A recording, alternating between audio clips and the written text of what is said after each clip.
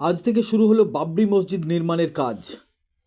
গত ডিসেম্বর মাসের 6 তারিখ বাবরি মসজিদের জন্য ভিত্তি প্রস্তর স্থাপন করেছিলেন বিধায়ক হুমায়ুন কবির। তারই পরেই ঘোষণা করেছিলেন বাবরি মসজিদ করবেন তিনি।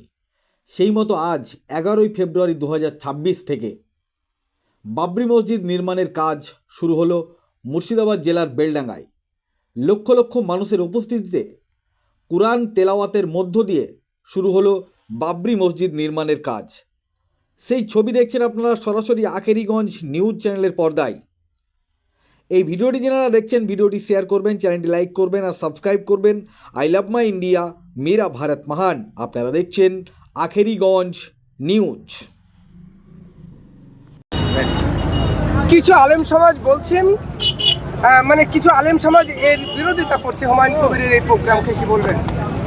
যারা বলছে তারা আলেম না, তারা জালেম। কারণ এই কারণে এই যে মসজিদটা হচ্ছে, এটা হুমায়ুনের বাপের ঘর হচ্ছে না, হুমায়ুনের চাচার ঘর হচ্ছে না, হুমায়ুনের খালুর আপ্পারও ঘর হচ্ছে না, আর হুমায়ুনের বিহারেরও ঘর হচ্ছে না। এটা খোদার ঘর, আল্লাহর ঘর, একটা নবীর উম্মত সে তৈরি করছে। আমি একজন হাইকোর্টের আইনজীবী, ওর হয়ে দুটো মামলা লড়েছি। এই বাবরি মসজিদ সংক্রান্ত কিছু হারামখোর আছে, মুসলমানের মধ্যে নিমক হারাম আছে, তারা মামলা করেছিল। আমি সেই মামলাতে দুটো মামলা করেছি, দুটো মামলাতেই হাইকোর্ট থেকে জয়লাভ করেছি।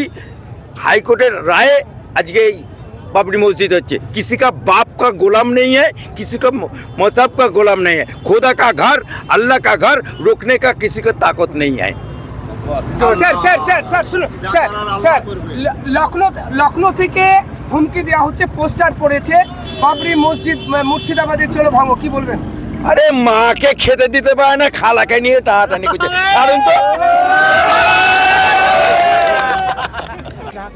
আজকের কর্মসূচি 2 ঘন্টা কোরআন তেলাওয়াত হবে, তারপরে বাবরি মসজিদের মেন ফটকের যে বেশ ঢালাই সেটা দিয়ে শুরু হবে।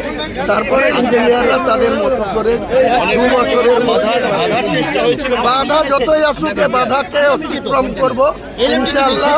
আল্লাহ আমার পাশে আছে, আল্লাহ খুশি আছে, আল্লাহর ইচ্ছায় আল্লাহ হবে। বাংলার কোনো শক্তি নাই, ভারতবর্ষের কোনো শক্তি নাই বাবরি মসজিদকে রুখে।